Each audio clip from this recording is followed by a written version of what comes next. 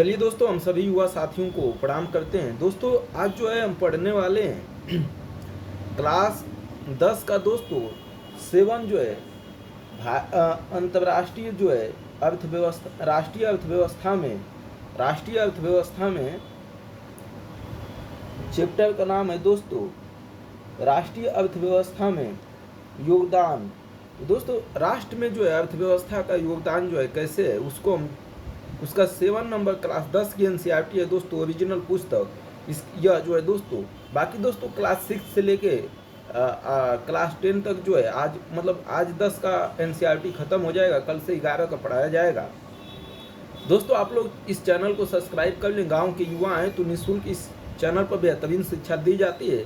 तो दोस्तों चलिए आज जो है ख़त्म करते हैं। इससे पहले दोस्तों मैंने पढ़ा रखा है, वो प्ले लिस्ट में आप जाके जो है देख सकते हैं वहाँ से। चलिए यहाँ से देखते हैं। अगम्य व दुर्लभ भूभाग जैसे कि उत्तरी पूर्वी राज्यों तथा जम्मू कश्मीर, हिमाचल प्रदेश व उत्तराखंड के आंतरिक क्षेत्रों में हेलीकॉप्टर सेवाएं उपलब्ध कराता है। हेलीकॉप्टर सेवाएं मतलब दोस्तों हेलीकॉप्टर से जो यात्रा की जाती है। हेलीकॉप्टर दोस्तों जहाँ जो है आप जान रहे होंगे दोस्तों कि कहीं कहीं जो है कहीं पहाड़ है, कहीं जो है नदियां हैं, झीलें हैं, तो वहाँ दोस्तों हेलीकॉप्टर से ही आप जो है यात्रा आसानी से कर सकते हैं। अगला देखते हैं दोस्तों। चलिए अगला देखते हैं। उड़ान उड़े देश का आम नागरिक विश्व स्तर पर अपनी तरह की पहल योजना है। दोस्तों उड़ान जो है भारत सरकार द्वारा चालू की गई है। उड़े देश का आम नागरिक जिसे क्षेत्रीय विमानन बाजार में तेजी लाने के लिए डिजाइन किया गया है। आम नागरिक के लिए उड़ान को किफ़ायती बनाकर क्षेत्रीय मतलब दोस्तों गांव के स्तर पर भी कनेक्टिविटी बढ़ावा देने के लिए नागर विमानन मंत्रालय किसके अंदर में है ये दोस्तों उड़ान, नागर विमानन मंत्रालय द्वारा क्षेत्रीय कनेक्टिविटी योजना RCS उड़ान की कल्पना की गई थी। योजना का मुख्य विचार सक्षम नीतियों और प्रोत्साहन के माध्यम से एयरलाइनों को क्षेत्रीय और दूरस्थ मार्गों पर उड़ानें संचालित करने के लिए प्रोत्साहित करना है। संचार सेवाएं क्या है दोस्तों? संचार सेवाएं जब से मानव पृथ्वी पर अवतरित आया है उसने विभिन्न संचार माध्यमों का प्रयोग किया है, लेकिन आधुनिक समय में बदलाव की तीव्र गति है। संदेश प्राप्तकर्ता या संदेश भेजने वाले के गतिविहीन रहते हुए भी लंबी दूरी का संचार बहुत आसान है। दोस्तों लंबा मतलब बहुत दूर जाना है तो उससे भी दोस्तों संचार जो है एक जगह से आना जाना आसान हो गया है। निजी दूर संचार तथा जनसंचार में मतलब निजी मतलब दोस्तों प्राइवेट संचार और जनसंचार मतलब दोस्तों सरकार की जनता की में दूरदर्शन, रेडियो, समाचार पत्र समूह, प्रेस तथा सिनेमा आदि देश के प्रमुख संचार साधन हैं। भारत का डाक संचार तंत्र विश्व का विवेतम है। जो डाक विभाग है दोस्तों हमारा ये विश्व में पहले नंबर पर है। यह पार्सल, निजी पत्र व्यवहार तथा तार आदि को संचालित करता है। कार्ड व लिफाफा बंद चिट्ठी पहली श्रेणी की डाक समझी जाती है तथा विभिन्न स्थानों पर वायुयान द्वारा पहुंचाए जाते हैं। वायुयान से भी जो है डाक पहुंचाया जाता है। द्वितीय श्रेणी की डाक में रजिस्टर्ड पैकेट, किताबें, अखबार तथा मैगजीन। दोस्तों डाक विभाग से आप जो है पैकेट भी, किताबें भी, अखबार और मैगजीन भी मंगा सकते हैं, शामिल है। ये दरातीय डाक द्वारा पहुँचाई जाती है जमीन पर तथा इनके लिए स्थल व जल परिवहन का प्रयोग किया जाता है। बड़े शहरों व नगरों में डाक संचार में शीघ्रता हेतु हाल ही में 6 डाक मार्ग बनाए गए हैं। इन्हें राजधानी मार्ग, मेट्रो चैनल, ग्रीन चैनल, व्यापार चैनल, भारी चैनल तथा दस्तावेज चैनल के नाम से भी जाना जाता है। क्या आप जानते हैं डिजिटल भारत एक ज्ञान आधारित परिवर्तन के लिए भारत को तैयार करने के लिए एक विशाल कार्यक्रम है। जो डिजिटल भारत है दोस्तों वो कह रहा है कि एक ज्ञान आधारित परिवर्तन के लिए भारत को तैयार करने के लिए एक विशाल कार्यक्रम है। डिजिटल भारत कार्यक्रम का उद्देश्य IT भारतीय प्रतिभा प्लस IT सूचना प्रौद्योगिकी IT कल का भारत में होने वाले परिवर्तन को समझना है और तकनीक को केंद्र में रखकर बदलाव लाना है। IT मतलब दोस्तों इंफॉर्मेशन टेक्नोलॉजी, समझ रहे हैं ना? अब आ जाइए। राष्ट्रीय राजमार्ग 48 पर एक आपातकालीन काल बॉक्स है दोस्तों। यहाँ तो इमरजेंसी में अगर कॉल करना है तो ये बॉक्स है। यहाँ से दोस्तों आप गाड़ी रोक के इमरजेंसी में गाड़ी खराब हो जाए, चाहे दुर्घटना हो गया तो यहाँ आके कॉल कर सकते हैं। दूरसंचार तंत्र में भारत एशिया महाद्वीप में अग्रणी है। दूर संचार में दोस्तों भारत जो है एशिया महाद्वीप जो है इसमें अग्रणी मतलब जो है प्रथम स्थान पर है, ये कह सकते हैं। कि ये जो है भारत जो है प्रथम स्थान पर है। समझ रहे हैं, अग्रणीय मतलब दोस्तों प्रथम स्थान पर। नगरीय क्षेत्रों के अतिरिक्त भारत के 2/3 से अधिक गांव ASTD द्विभाषा सेवा से जुड़े हुए हैं। सूचना के प्रसार को आधार स्तर के उच्च स्तर तक समृद्ध करने हेतु भारत सरकार ने देश के प्रत्येक गांव में 24 घंटे STD सुविधा के विशेष प्रबंध किए हैं। दोस्तों ये पहले चलता था STD, अब खत्म हो गया है, अब तो मोबाइल आ गई है। पूरे देश भर में STD की दरों को भी नियमित किया है। यह सब सूचना संचार और अंतरिक्ष प्रौद्योगिकी के संभावित विकास में भी संभव हो पाया है। जनसंचार मानव को मनोरंजन के साथ बहुत से राष्ट्रीय कार्यक्रमों व नीतियों के दोस्तों संचार जिसे टीवी देखते हैं, मोबाइल देखते हैं, उसमें राष्ट्रीय समाचार कार्यक्रम नीतियों के विषय में जागरूक करता है। इससे रेडियो, दूरदर्शन, समाचार पत्र, पत्रिकाएं, किताब तथा चलचित्र सम्मिलित हैं। आकाशवाणी, ऑल इंडिया रेडियो राष्ट्रीय, क्षेत्रीय तथा स्थानीय भाषाओं में देश के विभिन्न भागों में अनेक वर्गों के व्यक्तियों के लिए विभिन्न कार्यक्रम प्रसारित करता है। दूरदर्शन देश का राष्ट्रीय संचार व संदेश माध्यम है। दूरदर्शन दोस्तों देश का राष्ट्रीय संचार व संदेश माध्यम है तथा विश्व के बृहत्तम संचार तंत्र में से एक है। दूरदर्शन दुनिया में सबसे बड़ा जो है संचार तंत्र है। यह विभिन्न आयु वर्ग के व्यक्तियों हेतु मनोरंजक, ज्ञानवर्धक व खेल जगत संबंधी कार्यक्रम प्रसारित करता है। मतलब संचार तंत्र है, एक जगह से दूसरे जगह तेजी से पहुंचाता है और विभिन्न वायु वर्ग के व्यक्तियों के लिए मनोरंजक दोस्तों जो फिल्म में देखते हैं, ज्ञानवर्धक और जो है खेल जगत संबंधी कार्यक्रम भी प्रसारित करता है। भारत में वर्ष भर अनेक समाचार पत्र तथा सामायिक पत्रिकाएं प्रकाशित की जाती हैं। ये पत्रिकाएं सामायिक होने के नाते जैसे सामायिक साप्ताहिक आदि कई प्रकार की हैं। समाचार पत्र लगभग 100 भाषाओं तथा बोलियों में प्रकाशित होते हैं। समाचार पत्र दोस्तों 100 भाषा में निकाले जाते हैं। क्या आप जानते हैं कि हमारे देश में सर्वाधिक समाचार पत्र हिंदी भाषा में प्रकाशित होते हैं? हिंदी भाषा ज़्यादा लोग पढ़ते हैं तो इसलिए, तथा इसके बाद अंग्रेजी व उर्दू का स्थान आता है। समाचार पत्र आते हैं। भारत विश्व में सर्वाधिक चलचित्रों का उत्पादन करता है। फिल्म में जो है दोस्तों सबसे ज़्यादा यहीं बनती है, चलचित्र का मतलब वही हुआ। यह कम अवधि वाली फिल्में, वीडियो फीचर फिल्म तथा छोटी वीडियो फिल्म बनाता है। दोस्तों आजकल तो देख ही रहे हैं 2 घंटा 3 घंटा का फिल्म बनती थी, अब कम अवधि वाली। भारत व विदेशी सभी फिल्मों को प्रमाणित करने का अधिकार केंद्रीय फिल्म प्रमाणन board, central board of film certification को है। मतलब दोस्तों फिल्म जो है तभी चलेगी जब ये सर्टिफिकेट देगा कौन? केंद्रीय फिल्म प्रमाणन बोर्ड। अंतर्राष्ट्रीय व्यापार क्या है? राज्य व देशों में व्यक्तियों के बीच वस्तुओं का आदान प्रदान व्यापार कहलाता है। राज्य व देशों मतलब दोस्तों बहुत से देश के बीच व्यक्तियों के बीच वस्तुओं का आदान प्रदान, एक वस्तु बेचना दूसरे जगह से लाना, यही व्यापार कहलाता है। बाजार एक ऐसी जगह है जहाँ इसका विनिमय होता है, खरीद बिक्री होता है। 2 देशों के मध्य यह व्यापार अंतर्राष्ट्रीय व्यापार कहलाता है। दोस्तों जब हम जो है अमेरिका से या अपने देश के अलावा किसी दूसरे देश से व्यापार करते हैं तो वह अंतर्राष्ट्रीय व्यापार कहलाता है। यह समुद्री, हवाई व स्थलीय मार्गों द्वारा भी हो सकता है। और ये जो व्यापार है दोस्तों ये समुद्री जो है, हवाई और स्थलीय मार्गों द्वारा भी हो सकता है। यद्यपि स्थानीय व्यापार शहरों, कस्बों व गाँवों में होता है। दोस्तों यद्यपि स्थानीय जो व्यापार होता है दोस्तों वो कह रहा है कि शहर में भी होता है, कस्बों में भी होता है, गाँव में भी होता है। स्थानीय मतलब दोस्तों वहीं आसपास। राज्य स्तरीय व्यापार 2 या अधिक राज्यों के मध्य होता है। दोस्तों राज्य में जो व्यापार होता है दूसरे राज्य से होता है, जैसे यूपी का हरियाणा से।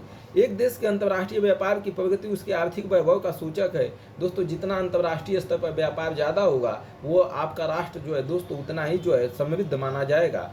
इसलिए इसे राष्ट्र का आर्थिक बैरोमीटर भी कहा जाता है। इसी को दोस्तों मापने का बैरोमीटर भी कहा जाता है। सभी देश अंतर्राष्ट्रीय व्यापार पर निर्भर हैं। जितने भी देश हैं दोस्तों सब अंतर्राष्ट्रीय व्यापार पर निर्भर हैं, क्योंकि संसाधन की उपलब्धता क्षेत्रीय है। क्योंकि संसाधन जो है दोस्तों उपलब्धता जो है क्षेत्र में ही उपलब्ध होती है। पूरा जो है देश के लिए दोस्तों पूरा जो है उपलब्ध नहीं हो पाती है, अर्थात इसका वितरण असमान है। और वितरण दोस्तों कहीं ज़्यादा उत्पादन होता है कहीं कम, तो समान रूप से जो है हर देश हर जगह नहीं मिलती है। जैसे दोस्तों अभी जो है प्याज है, प्याज दोस्तों कहीं ज़्यादा होगा कहीं कम होगा, तो यही कह रहा है। आयात तथा निर्यात दोस्तों, आयात मतलब दूसरे देश से अपने देश में किसी वस्तु को मंगाना आयात कहलाता है। और अपने देश से दोस्तों जैसे भारत से अमेरिका को किसी वस्तु को भेजना ये निर्यात कहलाता है। तो आयात तथा निर्यात व्यापार के घटक हैं। भारत व आयात व निर्यात का अंतर ही देश के व्यापार संतुलन को निर्धारित करता है। व्यापार संतुलन का होता है दोस्तों, अमेरिका से आपने जितना सामान मंगाया, जितने रुपए का, उतने रुपए का आपने सामान उसे बेच दिया, तो दोस्तों यहाँ आपका व्यापार संतुलन है।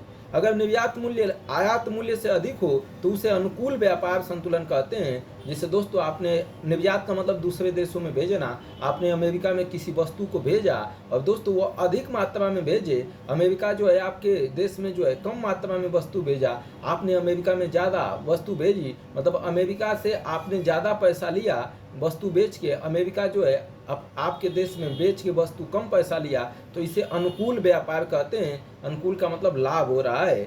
इसके विपरीत निर्यात की अपेक्षा अधिक आयात असंतुलित व्यापार है। दोस्तों आप जो है बहुत अधिक सामान खरीद रहे हैं अमेरिका से और जो है बहुत कम सामान बेच पा रहे हैं, तो ये दोस्तों ये असंतुलित व्यापार है, इसमें घाटा होता है। विश्व के सभी भौगोलिक प्रदेश तथा सभी व्यापारिक खंडों के साथ भारत के व्यापारिक संबंध है। दोस्तों जितने भी देश हैं सबके साथ भारत जो है व्यापार करता है। भारत में निर्यात होने वाली प्रमुख वस्तुएं रत्न व जवाहरात हैं। दोस्तों जो निर्यात होती है, हम अपने देश से दूसरे देश में भेजते हैं, उसमें प्रमुख वस्तुएं दोस्तों रत्न व जवाहरात, रसायन एवं उससे संबंधित उत्पाद तथा कृषि एवं इससे संबंधित उत्पाद। भारत में आयातित वस्तुओं में कच्चा, दोस्तों हम क्या क्या मंगाते हैं, आयात का मतलब अपने देश में मंगाना, तो दोस्तों कच्चा पेट्रोलियम मंगाते हैं तथा उत्पाद, रत्न व जवाहरात, आधार, धातुएं, मशीन, कृषि व अन्य उत्पाद शामिल है। भारत अंतर्राष्ट्रीय स्तर पर एक सॉफ्टवेयर महाशक्ति के रूप में उभर रहा है। दोस्तों सॉफ्टवेयर सबसे ज़्यादा भारत में बनाया जा रहा है तथा सूचना प्रौद्योगिकी के माध्यम से अत्यधिक विदेशी मुद्रा अर्जित कर रहा है।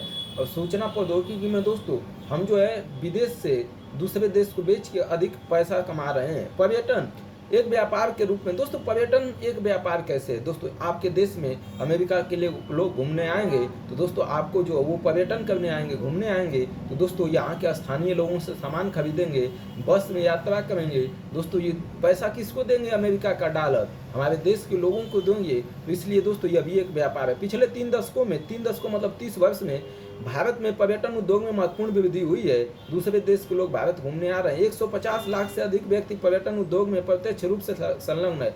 150 लाख से अधिक व्यक्ति दोस्तों इसी में काम में रोजगार मिला हुआ है भारत के। पर्यटन राष्ट्रीय एकता को प्रोत्साहित करता है। पर्यटन से दोस्तों देश की एकता बढ़ती है। जैसे दोस्तों यूपी का जब व्यक्ति अरुणाचल प्रदेश घूमने जाता है तो हमारा राष्ट्र क्या होता है, मजबूत, तथा स्थानीय हस्तकला व सांस्कृतिक उद्योगों को प्रश्रय मिलता है। और दोस्तों जब पर्यटन घूमने के लिए आते हैं तो वह स्थानीय वस्तुएं खरीदते हैं, जिससे दोस्तों स्थानीय वस्तुएं और संस्कृति जो है दोस्तों, जो हमारी परंपराएं हैं, कलाएं हैं, जो उसको भी जो है परस्पर मतलब दोस्तों उसे जो है बचाए रखने में मदद मिलती है। अंतर्राष्ट्रीय स्तर पर हमें संस्कृति तथा विरासत की समझ विकसित करने में सहायक है। अंतर्राष्ट्रीय स्तर पर हमें संस्कृति तथा विरासत की समझ जो है विकसित करने में क्या होती है दोस्तों, पर्यटन जो है सहायक होती है। विदेशी पर्यटन भारत में विरासत पर्यटन, पारी पर्यटन, इको टूरिज्म, रोमांचकारी पर्यटन, सांस्कृतिक पर्यटन, चिकित्सक पर्यटन, व्यापारिक पर्यटन के लिए आते हैं। विदेश से दोस्तों हमारे देश में भारत में लोग क्यों आते हैं, तो कह रहा है कि भारत में विरासत दोस्तों उनके माता पिता भारत के रहे हों इसलिए आते हैं। पारी पर्यटन, इको टूरिज्म के लिए, रोमांचित पर्यटन दोस्तों रोमांच करने के लिए, घूमने के लिए, देखने के लिए, सांस्कृतिक पर्यटन यहाँ की संस्कृति को, यहाँ की विविधता को, यहाँ की भाषा को, यहाँ के लोगों की पहनावा को देखने के लिए। चिकित्सा पर्यटन यहाँ जो है दवा कराने के लिए भी आते हैं, उसे चिकित्सा पर्यटन। व्यापार करने के लिए उसे व्यापार पर्यटन कहा जाता है। देश के विभिन्न भागों में पर्यटन की अपार संभावनाएं हैं और देश का हमारा जो दोस्तों विभिन्न भाग है वहाँ जो है व्यापार की बहुत ज़्यादा संभावनाएं हैं। पर्यटन उद्योग के विकास हेतु विभिन्न प्रकार के पर्यटन को बढ़ावा देने के प्रयास किए जा रहे हैं। क्रियाकलाप भारत के मानचित्र पर अपने राज्य केंद्र शासित प्रदेश में स्थित प्रमुख स्थलों को प्रदर्शित करें तथा इस देश के अन्य भागों से रेल, सड़क, वायु मार्ग द्वारा संपर्क भी दिखाएं।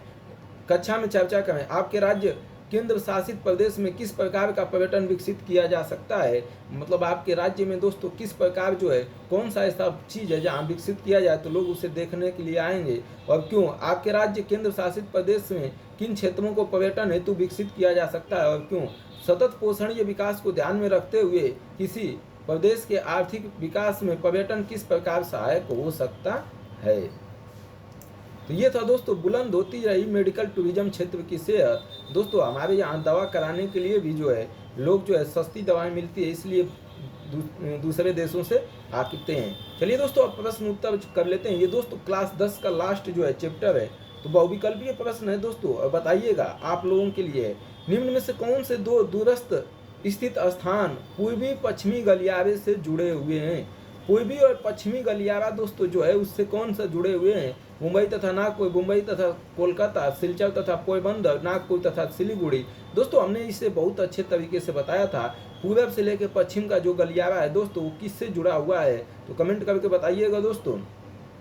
गुजरात और जो है दोस्तों पता है ना, निम्नलिखित में से परिवहन का कौन सा साधन वह नान्तरणीय हानियों तथा देरी को घटाता है? मतलब तेजी से जो है दोस्तों व्यापार होता है, एक जगह से दूसरे जगह जो है हम पहुंच जाते हैं। रेल परिवहन, पाइपलाइन, सड़क परिवहन, जल परिवहन।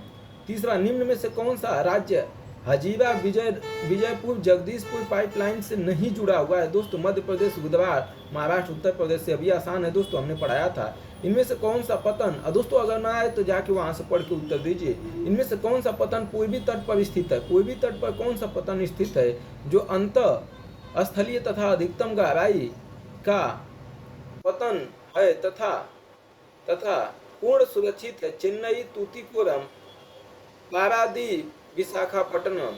और दोस्तों अगला प्रश्न है 5 नंबर, निम्नलिखित में से कौन सा परिवहन साधन भारत में प्रमुख साधन है? पाइपलाइन, सड़क परिवहन, रेल। प्रमुख मतलब दोस्तों सबसे ज्यादा उपयोग किया जाता है वायु परिवहन। और दोस्तों अगला 6वां, निम्नलिखित में से कौन सा शब्द 2 या अधिक देशों के व्यापार को दर्शाता है? आंतरिक व्यापार, बाहरी व्यापार, अंतर्राष्ट्रीय व्यापार, स्थानीय व्यापार। ये सब आसान प्रश्न है। निम्नलिखित प्रश्नों के उत्तर 30 शब्दों में दीजिए। सड़क परिवहन के 3 गुण बताइए। रेल परिवहन कहाँ पर अत्यधिक सुविधाजनक परिवहन साधन है तथा क्यों?